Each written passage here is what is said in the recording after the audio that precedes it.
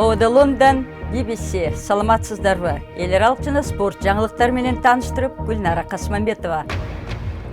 Кадыресе турмушка кайтып келүү. Газада узак мөөнөткө ок атышпоо боюнча келишим күчүндө турат. Сириядагы зомбулукту ашкереледи. Улуттар уюму Ислам мамлекети тобун жана Сирия өкмөтүн адамзатка каршы кылмыш жасоодо деп айыптады. Мексика бийликтер жүк ташыган поездтерге жашынып, Америкага жөнөгөн мигранттарга бөгөт коюуда. Хамас менен Израиль экинчи күнү кабыл алган ок атышууну узак мөөнөткө токтотуу келишими күчүндө турат. Макулдашуунун жыйынтыгында 7 жумага созулуп, 2000ден ашуун адамдын, көбүн эсе палестиналыктардын өмүрүн алган согуш токтотулду. Элдешүү жөнүндө жарыяны Газанын көчөлөрүндө кубаныч менен кабыл алышты. Буга чейин жалпысынан 8 жолу ок атпоо келишими болгон. Бирок анда эл азыркыдай кубаныч менен көчөгө чыккан эмес. 50 күнгө созулган салгылашуулардан кийин Газанын көчөлөрү майрамга бөлөндү. Салгылашуулардан 2000ден ашуун палестиналык көз жумду. Бирок алар жеңишке жеттик деп айтышууда. Газалыктар бардык кыйынчылыктарга карабастан жеңишке жеттик деп ишенет. Анткени менен Израиль да бул согуштан утканын белгиледи. Эгер бул ок атпоо келишими күчүндө калса, биздин шаарларыбызга ракета атуулар жана жертөлөдөн согушкерлердин өтүшү токтойт. Бул биз үчүн жеңиш. Бүгүн газалык кемелер балык кармоо үчүн деңизге чыгышты. Мурун Израиль тарабынан тыюу салынган эле. Эми жаңы келишим бул чектөөлөрдү жокко чыгарды. Мындан ары урандыга айланган Газа шаарын кайрадан куруп чыгышы керек. Буга миллиондогон акча каражаттар талап кылынат. Газа жардамга муктаж. Тараптар бир айдан кийин кайрадан жолугуп, чечиле элек маселелерди талкуулашат. Израиль Газаны көзөмөлдөгөн Хамас кыймылын куралсыздандыргысы келет. Палестинадагы топтор болсо порт, аба майдан курууну жана камактагы туткундарды чыгарууну көздөйт. Ошентип бул аймакка тынчтык орногонсуду. 2 айдан соң биринчи жолу жай турмуш калыбына келгендей маанай жаралууда. Сиз көрүп жаткан BBC. Алдыңкы саптагы башкадагы кабарлардын тизмеги. Украин президенти өкмөттүк аскерлер менен өлкө чыгышындагы Россиячыл жекчилердин ортосундагы согушту токтотуу боюнча жол картасы даярдалат деп билдирди. Бул жарыяны ал кастык башталгандан бери Россиянын президенти менен биринчи жолу бетме-бет жолуккандан кийин жазады. Президент Путин кармашты токтотуу Украинанын иши деди. Афганстанда талаштуу шайлоонун добуштарын текшерүү убактылуу токтотулду. Талапкерлердин бири Абдулла алдамчылык болду деп байкоочуларын чыгарып кетти. Улуттар уюмунун өтүнүчү менен экинчи талапкер Ганинин байкоочулары дагы аудиттен чыгышты. Экөө тең шайлоону жеңгенин жар салып, экөө тең бурмалоо болду деп чыккан. Эл аралык валюта фондунун төрайымы Кристин Лагард расмий тергөөгө алынды. Ал Франциянын финансы министри болуп турганда 2008 жылы бизнесмен Бернард Тапьеге $527 миллион төлөнгөнү боюнча өзүнүн ролу тууралуу суракка алынды. Француз мыйзамы боюнча расмий тергөөгө алынган киши соттолбошу мүмкүн. Лагард айым бул чечимди негизсиз деп мүнөздөдү. AQSh'нын коопсуздук компаниясы Lockheed Martin Австралиянын технологиялык EOS фирмасы менен спутниктерге зыян келтирчү мейкиндиктеги таштандыны таап тейлөө боюнча келишим түздү. Ага ылайык жаңы станция курулат. Космостагы таштандыны табууга алдыңкы лазер жана оптика жабдыгын колдонушат. Спутниктердин орбитасындагы таштанды миллиондогон доллар чыгымга учуратышы мүмкүн. Улуттар уюмунун текшерүүчүлөрү Сирияда болгон зомбулуктарды майда баратына чейин ачыктаган маалыматты жарыялады.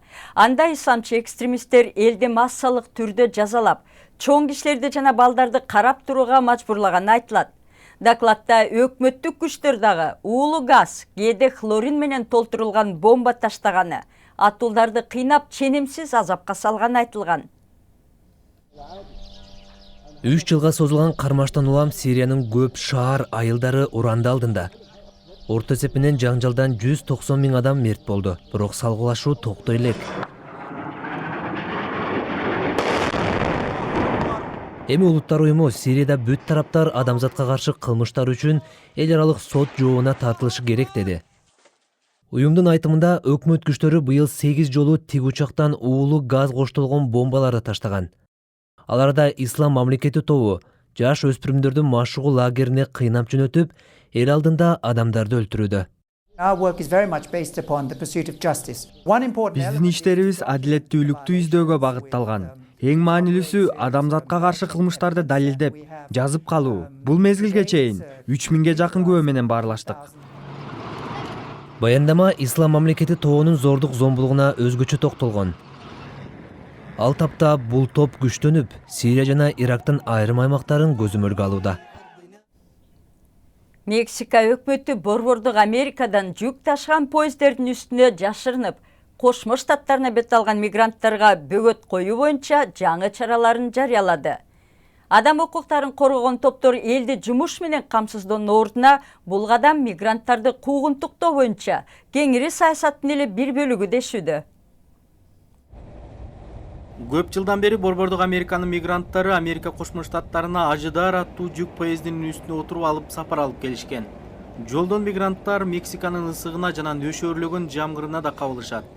Бирок эң кыйыны баңгизатчылар жана коррупцияга умтулган расмийлердин мигранттарды опузалап, акчасын тартып алганы. Эми Мексиканын өкмөтү мигранттардын жүк ташыган поезд менен жүрүүсүн токтотуу боюнча жаңы долбоорун жарыялады. Өкмөт жаңы технологияларды колдонуп көзөмөлдү күчөтөт.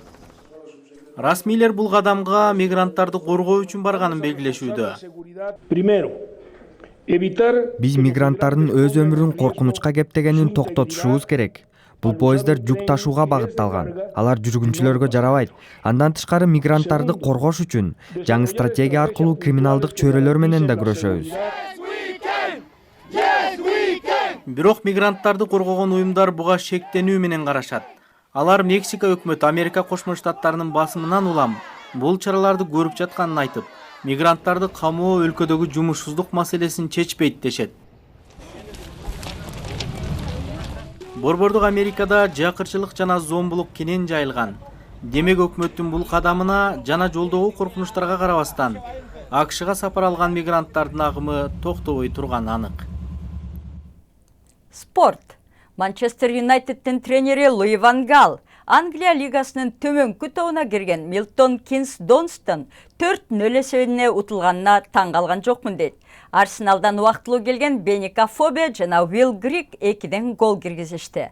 Ван Гал колуна алгандан бери командасы катары менен 3 оюнда утулду. Трансферлөргө 220 миллион жумшаган менеджер Юнайтедти качан оңдойт болду экен. Камерондун чабуулчусу Самуэль Это дүйнөлүк кубокто начар ойноп, Камерондун капитандыгынан алынганына карабастан, Англиянын премьер лигасындагы Эвертон менен 2 жылдык келишимге кол койду. Челсинин мурунку оюнчусу 6-күнү эски командалаштарына каршы ойношу ыктымал. Тенниске келсек, дүйнөлүк рейтингде 1208 орунда турган 15 жаштагы Сиси Беллис, АКШнын ачык чемпионатында дүйнө рейтингинде 12 орунда турган Австралиянын ачык турниринин финалисти Доминика Цибулкованы 3 сетте жеңип элди таң калтырды. 5 жолку чемпион Роджер Федерер дагы түз сеттерде Маринко Матошевичти жеңип 2-нчи айланпага өттү. Ал эмки раундда австралиялык Сэм Грот менен беттешет. Жаңылыктардын соңунда 20 килден жүйүн кыркып алынган австралиялык койлорду көрүп келели. Мына бул кой каралбай, жүнү кыркылбай, 6 жылча жаппай жүрсө керек деп ойлоп жатышат. Аны таап келген эки фермер жүнүн кыркып койду сергитмей болушту. Алар бир койдон кыркып алган жүндүн көлөмү боюнча рекорд коебуз деп үмүттөнүп турушат. Сиздер менен мен Гүлнара Касманбетова болдум. Саламатта калыңыздар.